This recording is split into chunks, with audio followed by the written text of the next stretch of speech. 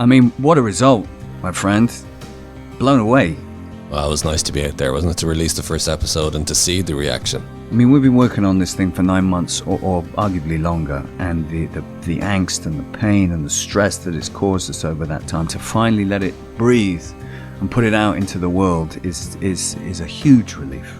For you, is it a bit like live theatre, film, TV, that kind of buzz? It's exactly that. It gives you a really warm feeling inside if the reviews are favourable, and don't let any actor tell you different. Every actor reads the reviews, of course they do. And I read the reviews here, and I was very heartened by what I read. There's a lot to learn, but I'm very, very happy with what I've read, and by the numbers that are listening. That's great news for the salmon. Speaking of the warm feeling, was it a bit like when you did your fishing TV show? A tiny bit like that. I think arguably this podcast has a bigger audience than that TV show had. I'll leave it up to the listeners to decide why that was. And speaking of angling TV shows, who have we got on this week's podcast, Daire?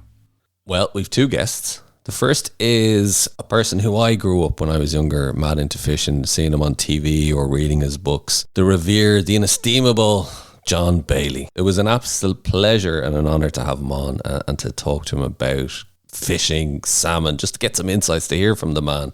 And of course, the reason why we had him on was he was the wizard in the background. Huge part of the success of the TV show Mortimer and Whitehouse Gone Fishing. And the other guest is Jim. Well, I'm thrilled to announce, ladies and gentlemen, that we have none other than comedic giant, national treasure, Bob Mortimer. No, we couldn't afford him. Oh, you're right. We have, ladies and gents, we have the other guy. We have Paul Whitehouse.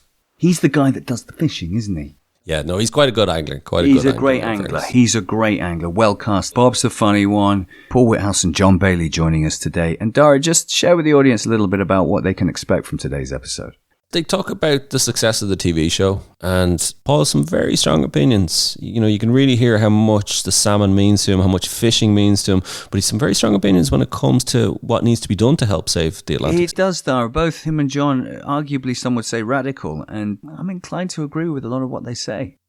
Well, it's part of the reason why we have this podcast. We're going to have different opinions, people who are very vested, believe passionately in the sport, and it's not just one opinion or one size fits all here. So I do think it will probably stir up a lot of controversy in terms of what Paul and John have to say, but there's a sizable community of people who have similar opinions. So it's well worth hearing from two giants of angling and what they have to say. Great. So without further ado, in the words of that world-famous DJ, let's hear from our majestic guests, great mate.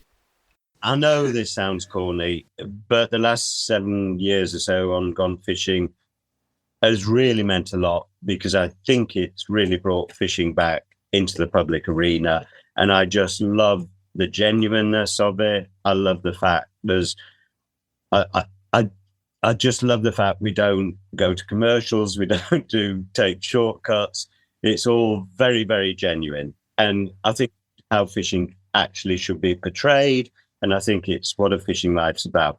So now I'm incredibly ancient. It's been a real sort of tonic for me to be involved with something that I think is really good for the sport, really good for conservation, and really good about how the public sees fishing and sees how valuable it is.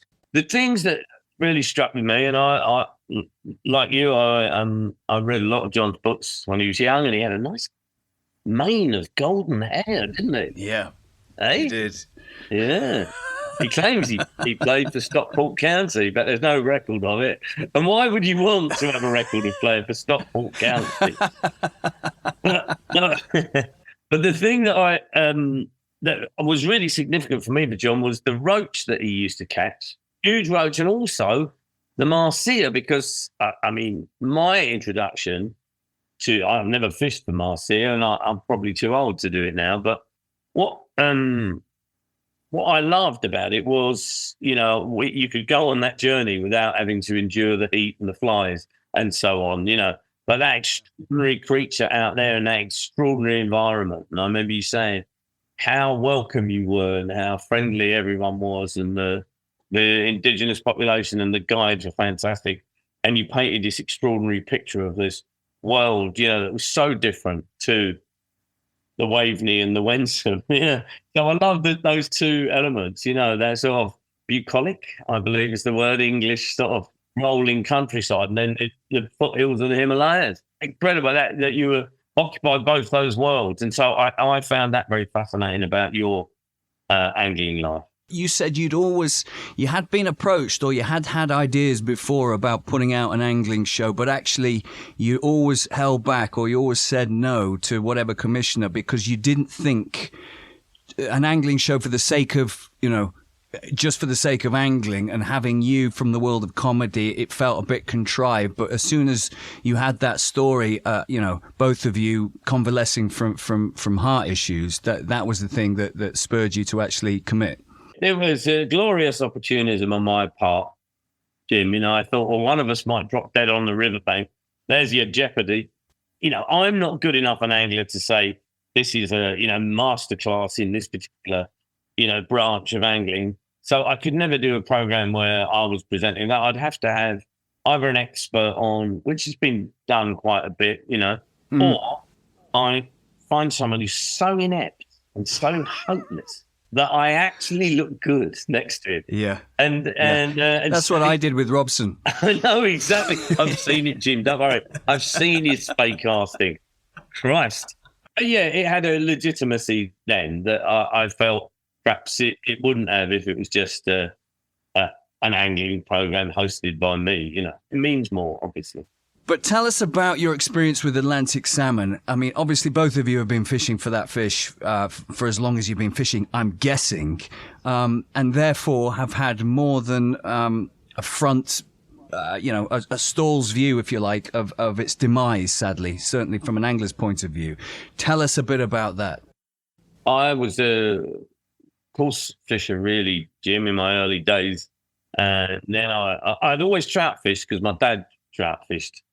So we do course fishing and a bit of trout fishing back in Wales, where he came from, and Ireland as well, because he had family in Ireland.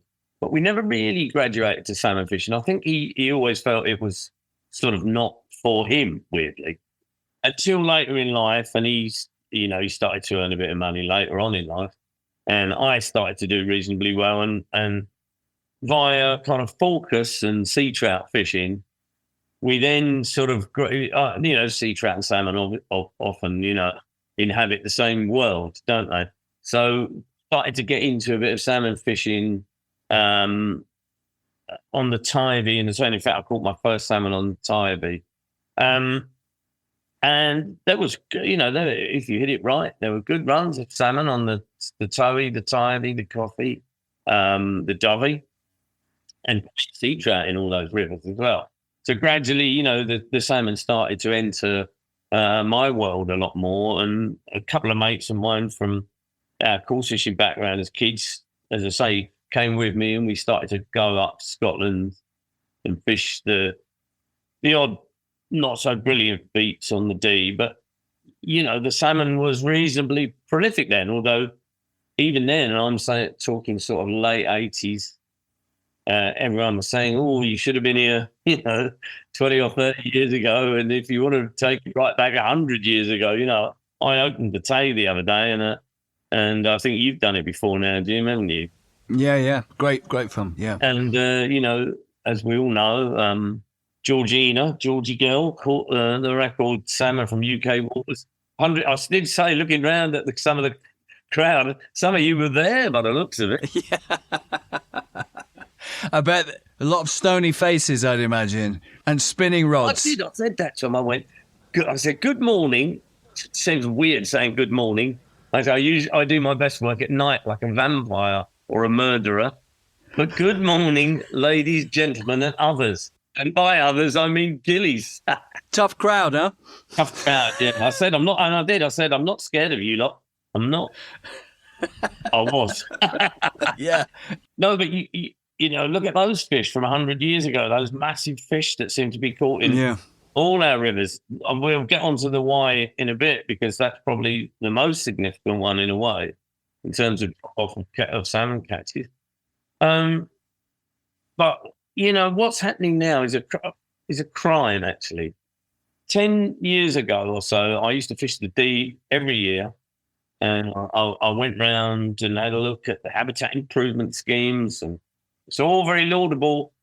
and all fantastic and necessary. And, I'm very supportive of all of that. But I did write a letter saying to them, it's all very well doing all this habitat improvement, but if you're improving the habitat and there's nobody coming home, it's ultimately pointless. And if we're not careful, you and we, because we're all ultimately responsible, will preside over the demise of the Atlantic salmon.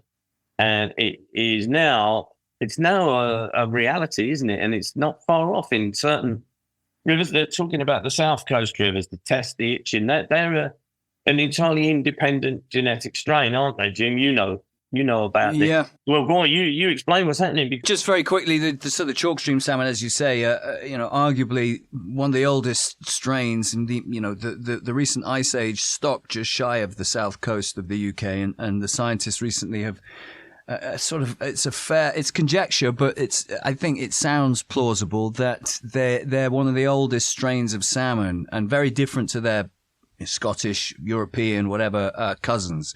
And yes, they are absolutely in dire straits. I mean, the numbers from the Itchen and the Test last year are just it's enough. It's like the Y, John. It's enough to make you cry. It really is. It's unsustainable numbers now. I mean, it's too late to be going, let's stick a plaster on it and stick a hatchery in and get the brood stock and all the rest of it. It's just literally all we're doing now is hoping and praying. Do you think it's gone beyond that then, Jim? Because my feeling is, I mean, I remember not that long ago, my mates, my oldest fishing mate, who I've mentioned a couple of times, he was a member of the Lower Itchen fishery. And he said, okay, not too long ago, they were getting a lot of salmon up there. There are tiny silver linings, if you can call it that. I mean, they had a 40-pounder, big, mature, multi-sea winter fish came in last year. But it seems to be the exception that proves the rule. You get the odd incredible specimen, but the rest look like they've done 10 rounds with Tyson. They've just panted their way in, having fought off the nets and all the challenges that salmon face, and especially down there. I am, and John is the same. We are very pro-stocking. I see no problem at all. And people say, genetic integrity. So, yeah, use the brood stock, obviously. Some people say fry that are planted out don't have the wherewithal to survive in the wild. But I just think it's nonsense. We've created this problem largely. I think we have to intervene to solve it. But I got the impression you were saying that you're not even able to do that on these rivers. Like all these arguments, it's very river specific. With the chalk stream, it's probably genetically specific to them. But we've had a lot of guests, and we're due to have a lot of guests on this podcast that were talking about this very thing, and people who are far more versed and whose job it is, scientists, to talk about these things and implement these things. And the pendulum swings wildly depending on who you talk to. I mean, the old way of stocking fish, and putting in hatcheries is probably pretty clumsy and brutal and can be very detrimental to the wild stock. Whereas the more modern ways of doing it, and there are many, many ways, the spectrum is wide, it's potentially a last ditch effort. But it seems to Daire and I think it falls on two very basic arguments. And one is, you can start putting in hatcheries in anywhere now in all these depleted salmon rivers, and you might get, the stocks coming back for 5, 10, maybe 20 years. But I don't think it's going to solve the problem in the long run. Or you're brutal and you go, subject to mitigating all the other issues like aquaculture and everything else, that if we could take that out of the way and said, there you go, salmon, the river's yours, go for your life. There's an argument to say if we just left them, and it might take 50, might take 100, might take 500 years, they will come back off their own accord. But it's not going to happen in our lifetime. Paul, I would have been very much of your thinking. We've spoken to quite a few scientists about this, and the more I talked to the scientists, there was one good phrase one of them said to me, which has always stayed with me, which is, if you want to save the wild fish, avoid the hatchery route. If you want to focus on angling, fair enough, put in a hatchery, but you're going to pretty much kill off the wild fish that exist in that river. Now, my take on it then was, well, could you concentrate on a couple of rivers and say, just pretty much say, look, they're dead or they're going to die. Let's just give them up to wild fishing, and can we put hatcheries in there and build it up that way? I've had this rubbish for years and years and years, and I want to take it back throughout the 1990s and right up to 2010. We had so much scientific research on the Wensum. There were endless bodies, endless scientists looking at the problem of the roach on the Wensum. And of course, it was all, as we hear still today, habitat, habitat, habitat, habitat, or habitat comes out of your ears. We've got to do this, we've got to do that, we've got to do this, we've got to do that. And if we do that, the roach will be back. Now, Paul and I aren't idiots. It might look like we're idiots, but we're not idiots. And we know that habitat is incredibly important. Of course, habitat's important. But if there are no blooming fish, I nearly went overboard there. If there are no blooming fish in the first place, it doesn't matter how magnificent the habitat is, you can't get any fish to inhabit it. And the problem with the Wensum was there were loads of things that were just not dealt with at all, because there were inconvenient truths. And the inconvenient truth was that whilst the habitat on the Wensum was pretty good by about 2010, there was still no roach. A large reason for that was that the roach population had shrunk to such a degree it couldn't sustain itself, and it needed boosting, it needed restocking. The second thing was that the amount of predation, particularly from cormorants, was off the scale, and nobody would address that at all. That was just an inconvenient truth, which we're very good at sweeping under the carpet in this day and age. Now, one of the reasons that the Environment Agency stood out against restocking the Wensum with roach was exactly this genetic thing. Oh, we can't stock the river Wensum with roach because the Wensum roach are DNA specific, they need blah, blah, blah, blah. When I was a kid in the 1960s, the roach in the Wensum was stocked from all over the blooming place. They came from the Broads, they came from the Thames, they came from the Fens, they came from everywhere. So those amazing roach we were catching in the late 60s, the 70s and the 80s, there was nothing pure about them. They just hit the Wensum, which was a massively rich environment, and they grew massive, and they grew in, and they were just massively, massively prolific. So around about 1970, 1980, all these fishery science courses began at universities everywhere. And now we have a plethora of fishery scientists who all have their axes to grind. Obviously, they don't want any silver bullets, because that puts them out of jobs, it hampers their researches, and so on and so on. I then translate my Wensum roach experiences to salmon rivers, and because of Gone Fishing, I've been, like Paul knows, to one salmon river after another, and they've all collapsed by and large. A salmon now, here salmon jump is, wow, write home, tell your mother, ring Paul, etc. And we can womble on like this for years and years and years, saying, oh, stocking is dreadful, DNA, blah, blah, blah. Surely for 25 years we've concentrated on habitat, and it has got us nowhere, absolutely nowhere. We've concentrated on it, and the salmon is just still declining. There is so much focus on the freshwater, right? It's almost like, well, we don't really know what's going on out in the ocean, so we'll just concentrate on what we can kind of work on. And I for me, it's the elephant in the room in terms of what's going on out there. So part of the problem, though, surely, John, is in terms of with the salmon, because of the survival rate of the ocean, what's going on out there, no matter what goes into the rivers, it's still going to struggle. Of course, I will accept the lifestyle of a roach and the salmon is completely different. I've got that.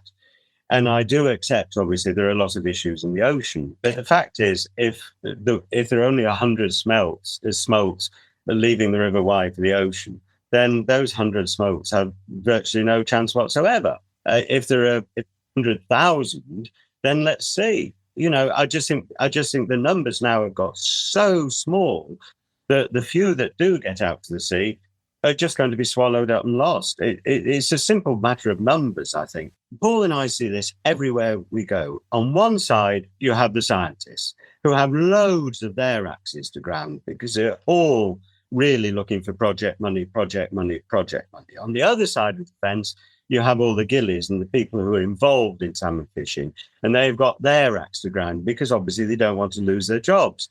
But there is this colossal divide between people who live on the river, people whose living depends on salmon being in the river, and the scientists who have their own living to think about, which is really theoretical. You could almost argue, John, that the scientists depend on there not being many salmon in the river. How many times have I heard scientists say, oh, there's no silver bullet solution to this?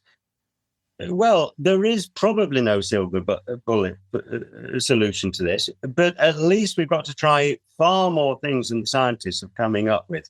And we have tried habitat till it's coming out of our ears. And it's just not enough. I was on the River Wye in the 90s when the Whitehouse Foundation started, and I was entranced by the Stephen Marsh Smiths and all his vision for the Wye and opening up the spawning streams again and putting chalk in and doing this and draining. It was fantastic putting fish passes in. Yeah. And back in the 90s, a load of work was done. Hats off to the Whitehouse Foundation. They did do a tremendous amount. But of course, the more they did, the fewer salmon there were. I mean, the salmon were just going down the tubes, and year after year, they spent millions and millions of pounds trying on the habitat, and it had no effect whatsoever. Maybe, though, can we have the best of both worlds in the sense of, can we say certain rivers, right, we're going to focus on stocking here and use the best of science. Like they do in Iceland. And unfortunately, and I hate saying this, but give up on those rivers to a certain extent and say, okay, look, we've given up on them from a wild fish point of view, so now let's see where we can get with the hatcheries. But at the same time, let's not completely give up on the wild fishing and say, look, these other rivers over here, that's where we're going to try and... I think that is a brilliant idea. Let's say, for sake of argument, we will carry on with the habitat route on this river, this river, this river, this river. Let's, on some of these rivers where perhaps the DNA of the salmon isn't quite as precious or acknowledged, let us try the hatchery route on these rivers. And at least let us say to fishery scientists, at least open your mind wide enough to allow a few experiments on a few rivers and see how we get on. I'll jump in here. Paul. I made a comparison the other day to Gyrodactylus in Norway. And when that hit, we all were terrified, weren't we? And we all had to disinfect our gear wherever we'd been, whenever we were coming back to a home river. And the Norwegians, they didn't muck about. They closed, I think, 2 rivers they closed and repopulated those, wiped it out and populated those rivers. As anglers, most of us would go, do you know what? If some drastic action like that would solve the problem of the wild salmon, most anglers, I think, would say absolutely get on with it. You could suspend salmon angling on the Wye these days, and it probably, given the parlous state of the Wye stock, and it probably wouldn't affect the local community as much as, say, a river in Scotland. The Wye is a mixed fishery. People come to the Wye to fish for barbel and for coarse fish and chub and pike and perch. You close a river in Scotland to do the same thing, or you allow a river in Scotland to fall off a cliff like the Wye, and you are taking away the livelihoods of a lot of people. I know it seems simplistic, but we've let these people have their heads for over 20 years. This is what I said. John, I've seen the work they've done on the D opening up, having taken out structures, but it's just nonsense because the salmon is going, despite all this. Just sorry, Paul, just to back you up there, the D now, after all this, and I hope I'm not speaking out of turn to anyone who's listening, are now, I think as of this season, some sort of stocking is going to be taking place. I think you mentioned that to me, Jim, actually. I take your point, Daire, with the sea. But we've created the problems in the sea, probably. I mean, I don't know anyone else, any other creatures are doing it. It's humans. It's up to us to solve the problem. I would say tomorrow, I'd say stock everywhere. I'd say get crude stock from every salmon river and I'll stock them. I just think it's crazy not to do it. But I think as well, though, Paul, part of the problem is I'm starting to now think maybe, well, the more we get involved, the more technology starts interfering with nature. That's when we're creating the problem. So by us trying to think technology will solve the problem, is that not just going to make it worse? And that's where I'm at. My last serious salmon fishing used to take place probably 10 years ago on the Miramichi in Canada. And I went out, first of all, with a party of journalists in about 2011.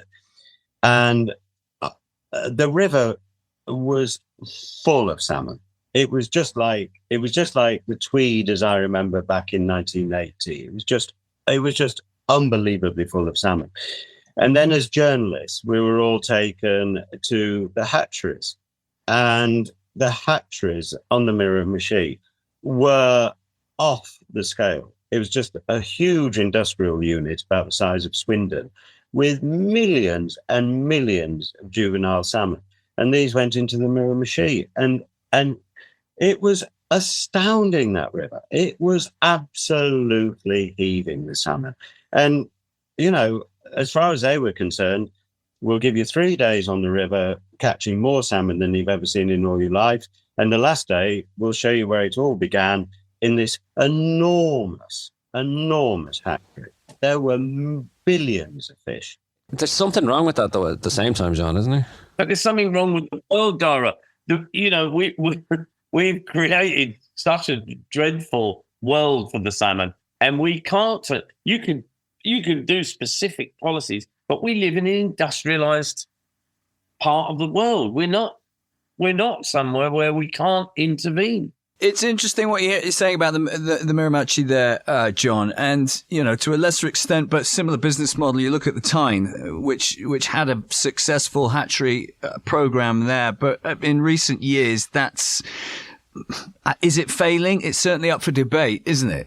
I don't know. I can't speak for the Miramichi, but I doubt its catch numbers are what they were, and I think, and I've read an article, I don't know whether you've read this recently, and it's really, for me, it really brought it home, is like all these things, we're probably looking under the wrong stone. And actually, the problem is, it's much more basic. We can do what we want with the salmon. We can put hatcheries in every river.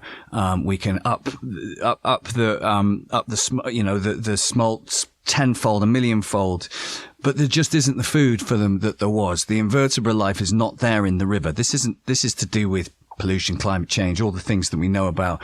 And the food isn't there for them out at sea because the seas are warmer, and the cyclical nature of the food, or their food, is going in different directions, is going north. So we can pump salmon into the world left, right and centre, but they ain't got nothing to eat. So they're just going to die. So what will habitat improvement in rivers do to... Well, I know, exactly. But fundamentally, we all know that insects have pretty much halved since the 80s, insect life. Certainly, rurally and in the UK, should I say. And we know that the par and the juvenile salmon, they feed off these things. And then when they're out at the sea, they're after the sand eels and the shrimps and all the things that are also dwindling.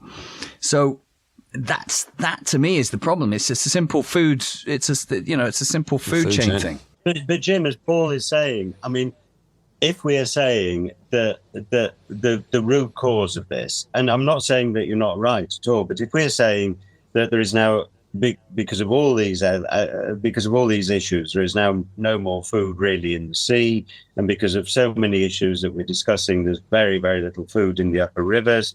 Basically, we're saying we're stuffed. Really, there is nothing even our marvellous, wonderful fishery scientists can do. It's certainly worth looking at, and therefore changing the paradigm of how we argue for the sake of what we do for the salmon. And if we are going to go on the fact that we think that the food source is absolutely depleted, then it might encourage, let's put more in the rivers anyway, because what we got to lose. It's not as, white flag and surrendering as perhaps it sounds, but it's certainly it's certainly, you've got to think about that, haven't you? It's not, as you say, I'm backing you up. It's not just about restoring. I'm not going to use that word rewilding, even though I did, but we're swearing on this show, so it's fine. River restoration and all that stuff, may or may not work, but I think we've got to chuck as much at the problem as we can. I think so as well, Jim. I think, what have we got to lose? What on earth have we got to lose? I agree. I mean, I don't think Paul and I are saying that we take our eye off the ball when it comes to habitat. There's no thought there. But as Paul has just said, we have at this moment in time, when it comes to salmon fishing, we have absolutely nothing to lose. The problem in this country is that we talk and we talk and we talk. It doesn't matter what you look at, whether it's the post office scandal or the scandal of losing salmon. Talk and we do nothing. And it's just about time that in this country we stop sweeping inconvenient truths under carpets and actually started doing something. I like your option, Daire, of maybe isolating some rivers and saying, right, we'll down the habitat improvement, set aside, if you like. Yes, set aside, the agricultural term, and see what nature can do. And then other rivers, we go, right, we're going to stop. As I say, as an angler myself, and it's easy for me to say this, I will give up salmon fishing. If I know that there's a program in place to restore the salmon, I'm very happy to practice catch and release. I'm very happy to stop. Right, on certain rivers, you can't fish. You can't fish the salmon. That's that. But you need to show people that you are trying to restore the salmon on those rivers, because we will be taking away people's livelihoods that are going to disappear anyway if we're not careful. Unless you're lucky enough to be on a mixed fishery like the Y. So, it's horses for courses, and I love the idea of trying that approach. But my thing is throw as many salmon at the problem as possible now, and let's see what else is there to do. What else is there to do? I am 100% behind Paul here. Let's say that Paul's a fantastic solution would be taken up. And let's say that for 10 years, we closed the salmon fishing on the Y and we reinstituted a hatchery on the Y. And we kept the fishing open, obviously, on the D and the Tay and the Spey and so on. But how are we going to do it? Who's going to do it? When are we going to do it?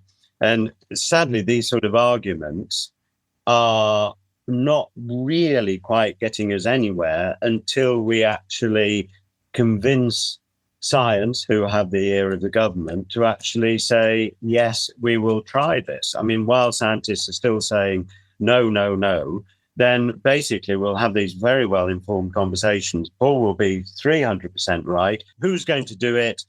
When are we going to do it? We close the Y. Paul and I have a vested interest in the Y. We really look at the Y. We make it a test case. We put a hatchery on it. We reserve salmon fishing for a while.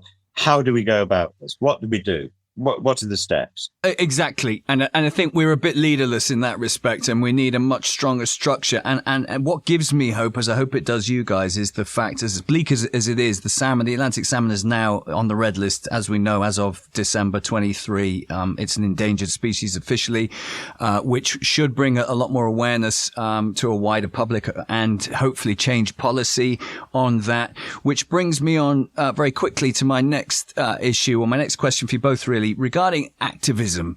And we talk a lot about activism on this show, just because up until recently it was obviously a very dirty, stigmatized word, and it sort of had references to violent protests and tree-hugging nuisances and what have you. But it really seems that citizen scientists are getting somewhere. You know, the louder we shout and the more of us there are, it reluctantly, it's making governments hopefully do something about it. Maybe not the current government. Paul, you first.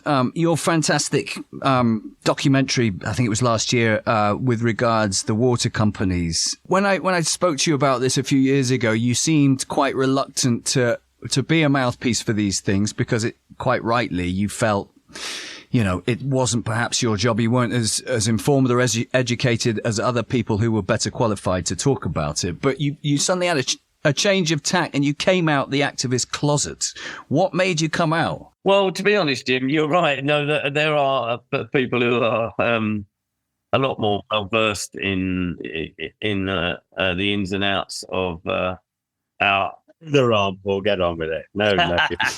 Yeah, get the humility bullshit out the way. Made me actually step out of the closet was gone fishing to an extent, Jim. You know, there's been Bob, you know, sort of poncing around, painting this glorious picture of our beautiful rivers. And of course, you and I know, and we got Fogel on when we fished the Upper Lee. Yeah, you did, yeah. And I used to fish the Lee as a kid, you know, on London Anglers club ticket. And we used to catch a lot of chub. I mean, heavily fished venue, you know, and they kind of ruined it in the end because they opened both banks and ruined it. But the Upper Lee still maintained some of that. It's chalk stream, you know, up there. Well, Fogel came on and he said, look, that's sick there, that bit there, you know, this is the chalk stream. You can see the glory of a chalk stream, because are there any more beautiful bits of water than a chalk stream? I'm not sure. Maybe the White and the Spray and the D. But you could see it there, you know, you could see it. You could see this pristine little stream that had started to, it was a bit sick.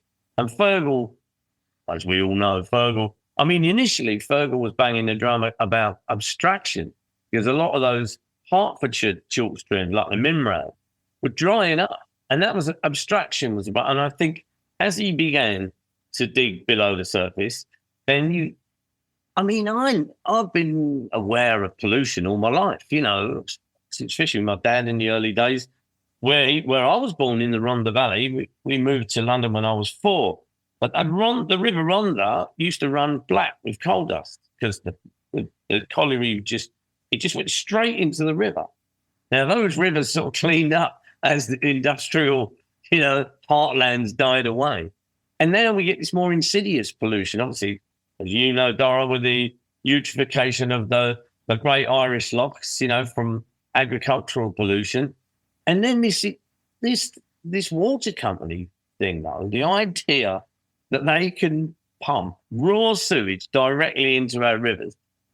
I didn't know that was the case. I didn't know that they were allowed to do it. Never mind that. Not only are they allowed to do it, they're also doing it illegally. And, you know, Fogel was banging the drum. You were shouting from the rooftops, Jim. And because I've gone fishing, I felt I'm sort of compelled to do something, because I can't keep presenting. And, you know, so I, you know, obviously give Fogel his platform as well. Not that he needs it, but, you know, I was sort of every man in it, really, Jim, you know. But that worked. Yeah, you know. Worked brilliantly. And, you know, I mean, it's like John says, we talk a lot in this country. Whether anything gets done, I don't know. But it's certainly, as you were just saying about the salmon, water quality and pollution is now on the agenda for most political parties. And maybe the salmon, how can it not be in places like Scotland, Ireland, and Wales to an extent? You know, it's perhaps not as significant in England, but again, the chalk stream, as you were saying, the chalk stream, let's hope it gets on the agenda a bit more. And I think, Darren, that route you were talking about is actually, and I'm being slightly opportunistic here, is actually a way we can stock some salmon rivers. They go, right, these are the wild ones. You get on with that, and we'll go over here and we'll throw a load of salmon at these rivers. And I think it's a very valuable way to go forward, because, you know, you're saying to the fishery scientist, okay, you can have your head there, but give us the chance to try this solution over here. Two of the things that are really standing in the way between the Wye and being a healthy, productive, fertile river again, to me, they're both quite manageable. First of all, we've got to do something about the chicken farms and what's done with the feces. And secondly, somehow a concordat has to be reached with canoeists to say you can't canoe in these areas at these times in the water conditions. But how are we going to do that? Because the canoeists are absolutely vitriolic when it comes to their rights. So, yeah, I mean, I'll get out there with a placard if it does any good, but I'll probably just have my aged greying head kicked in. So how we actually do something, and I think the Wye is a perfect example to say, yes, let's try hatcheries on the Wye. But until we do something about the chicken farms, and until we do something about the flotillas of canoes that just kick the gravels to kingdom come, we're going to be spear. And it strikes me it'd be so easy just to put some sort of blockage where the reds are, and let the canoeists have their little stretch of river, and everybody could enjoy it equally. And it's not going to take much. Can I ask you then? This might be a good time. We ask all our guests these last few questions, and it is: if you had £1 billion. So if you took 10% of your portfolio, Paul, maybe 2 billion for you. Dara, you're very funny. Can I just say, as if I've got a bloody portfolio, I'm the biggest moron in the world, believe me. What did he say? It's easy to earn it. It's keeping hold of it. That's the... Yeah, true. especially when you're into salmon fishing. Yeah, anyway, if I had £1 billion, I wouldn't give a toss about the salmon. I'd go off to Brazil. Okay, if you had a conscience, what would you do with the billion? Yeah, a conscience and $1 billion. What would you do? I was given £1 billion that I had to spend on Atlantic salmon. Yes. But I might buy a river and keep it to myself. I could do that, couldn't I? And stuff it full of fish. I get canoes in there. I'd set up a chicken farm. Fish farm at the bottom. It'd be amazing. I'd burn effigies of Bailey every day. No, you know what I'd do, Dara? I would start a radical stocking program, and not just of salmon either, of other species as well, but especially salmon in the most endangered rivers. John? Oh, well, I'd just employ more fishery scientists. That's where my... No, I would do exactly like Paul. I would try and buy the entire River Wye, and I would try and impose concordats with canoeists, and I would do something about the chicken farms. And then we'd see if hatcheries actually could stand a chance. It's very... I will look into my portfolio and see how much money I've got to spend. Yeah, we only need the interest. That's all we need. I think it's quite straightforward, and I love the concept that we could make the Wye a test case. I think that's a really sound idea, and it wouldn't be putting lots and lots of people out of work if we suspended salmon fishing for a little while we saw what we could do with it. I think the Wye would be a good place to start this. Jokes aside, I think let's get the Wye, which is a real flagship river and a river that's constantly in the news and is really on the ropes right now and is a gem of the British river system. Let's do that. Let's campaign to do that. Let's make it a test case and do these things to it, because wouldn't it be fantastic if we got some success? As you say, it's so significant given its salmon history. Look at Wasn't it C.S. Lewis that called it the Golden Valley? I'm in love with it. It's just the most beautiful place on earth. It's heaven on earth for me. Next question. If you haven't got loads of money, as in your dirt skin, like we are, let's be honest, because we spend it all on fucking fishing, what can we do? What can you tell the audience? What wisdom can you share? What can they go and do today that might make a difference? Well, I think as you suggested earlier, Jim, you can make your protests public. You can draw attention to the plight of our rivers. I went to visit on during that documentary, the river, I think it's the Tame, which is kind of in Greater Manchester, and it was polluted to hell. And a couple of, local boys and that, they're proper, they're Stockport County fans. They remember John Bailey in his prime. That's not the Tay District Board or the bloody D Board. These are working class blokes, and they've restored it. And they did get the Environment Agency down to help them bring it back. They've got a club there now that you don't even have to pay to join. So they've kept it open, to the public for no. And while we were there, though, United Utilities were pumping treated effluent into the while we were filming. So you're fighting a battle all the time. But they certainly turned their river around, and they were dedicated guys who thought, well, no, we're not taking it any longer. We are going to restore this river. And, hats off to them. They've done a bloody good job against, all the odds, really. So get off your ass and you realise... I'm not going to do it. No, you're not going to do it, love. You're on the telly. Yeah, but I'll be on the telly saying, well done, guys. Well done. It was because of me, wasn't it? Yeah. Great, though, Paul. No, that's good. That's what we're getting from most people is we can all do something. All we have to do is take that first step and it gets results remarkably quickly. I think that we have talked a lot of doom and gloom when it comes to salmon, and probably there is no easy fix with salmon. I think we've probably got to accept that for all the reasons that we mentioned. I think that when I was a tiny kid, when I was 5 and 6, when I was brought up in the northwest, the River Goyt ran at the bottom of our garden, and it used to flow purple, orange, pink, whatever the dye the mills were using. There wasn't a stickleback in the place, and now there are grayling and barbel there. So I think the Wild Trout Trust, although, there are people who have question marks about that, but it would seem to me the Wild Trout Trust actually is one of these organizations that really does a lot and achieves a lot and relies on mostly voluntary labor. And I think if we really, really care about it, we can make a real impact on smaller rivers. Probably not the salmon, because we are looking at a cosmic problem, as we've all agreed. But I think on small rivers, with a lot of hard work, Paul and I are trustees of a charity called Fish in Need. And that's exactly what that's set up to do. It's set up to look at small, isolated cases where a bit of money and a bit of hard work can actually make the environment, the habitat, better for fish. And it looks like it's succeeding in small pockets. That's a good point, because the thing is, we do the two things: bit of habitat improvement and a restocking program. And we're a small organisation, John, but we try and target things very specifically. If you tackle one problem at a time, it stacks up pretty quickly.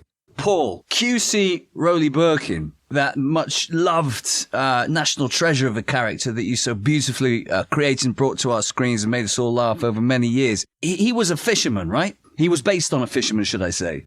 I've got a little an epilogue, actually, to the Rowley Birkin story. I met this guy when I was fishing in Iceland on the Ranga, the stocked Icelandic salmon river. And I met this guy, and he was talking. I couldn't understand a word he said. We sit there like this actor chappie, and he was talking to me, and I was like, "Yeah, that was me." He said, "This actor chappie came in and caught all the bloody fish," and I looked right there.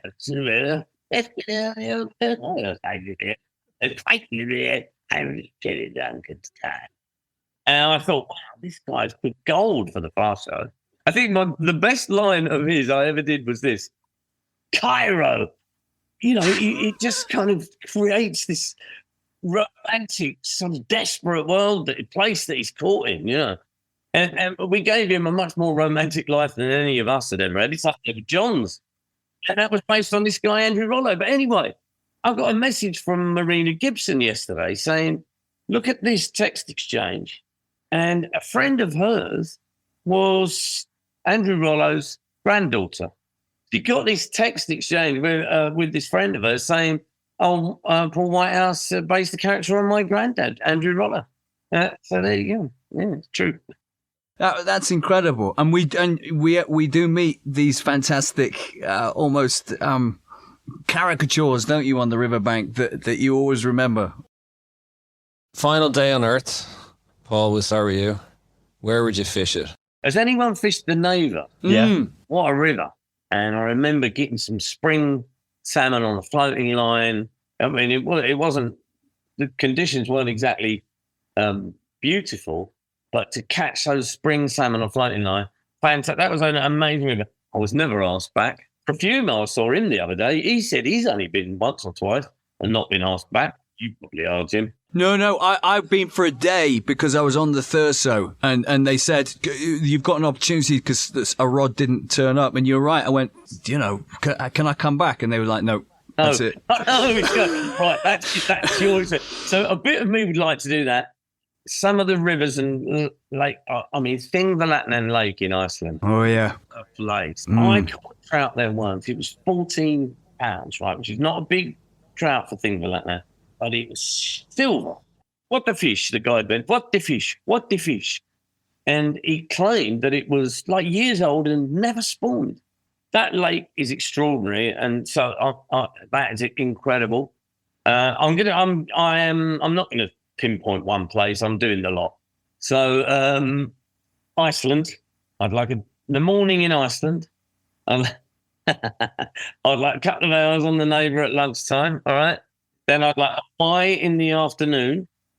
Actually, early morning, a bit of tench fishing with John. Bob can come. And then perhaps a couple of hours on the test in the evening, Jim, and a quick retreat to the Greyhound. How about that for a nice day's fishing, eh? That's a nice day. And then you peacefully pass away with your rod in your hand. Yeah, everyone. And away. Lovely. Thanks, Paul. And what about yourself, John? If I could go back to a river in time, if I could go back to a river how it once was, then it would obviously be the Wensum on a mild December morning in 1971, 72, somewhere around Swanton Morley, which is 10 miles upstream of Norwich. And I'd probably go back with John Wilson because he did teach me how to trot a river. We'd be looking down the river as the sun is rising in the east, and there'd be 2.5, 2 3/4 pound roach rolling like great golden saucers and wallop, wallop, wallop. Now, presuming that's not going to happen again, as things now are, I would probably go to the River Shiskit, be careful how you say that, in northern Mongolia, because I think from that is still absolutely as pristine as it was when God made it.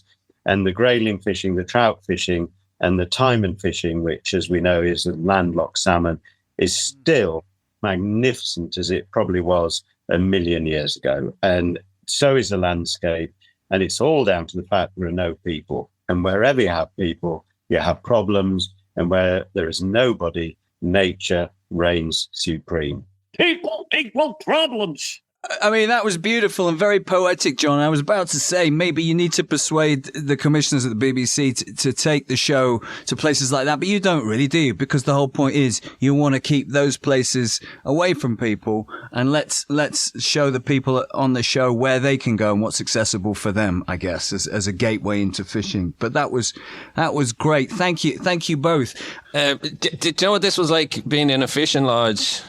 At the end of a day's fishing, we mightn't have caught any salmon. Maybe there was no salmon to be seen, but you know what? We still had a bit of crack. We had a bit of fun. It's true, isn't it? Depending on how it goes down, is it that we might come back in a year and say, let's talk about what we spoke about back then, and hopefully we'll be saying, hey, that idea that we had about making, certain rivers fish angling rivers and certain rivers, restorative rivers could happen. Could be around the corner. Who knows? Excellent. All the best, guys.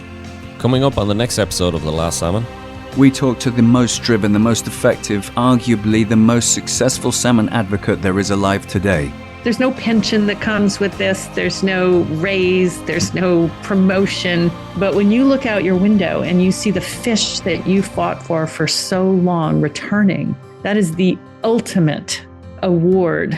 The hugely acclaimed author of Not On My Watch, Alexandra Morton.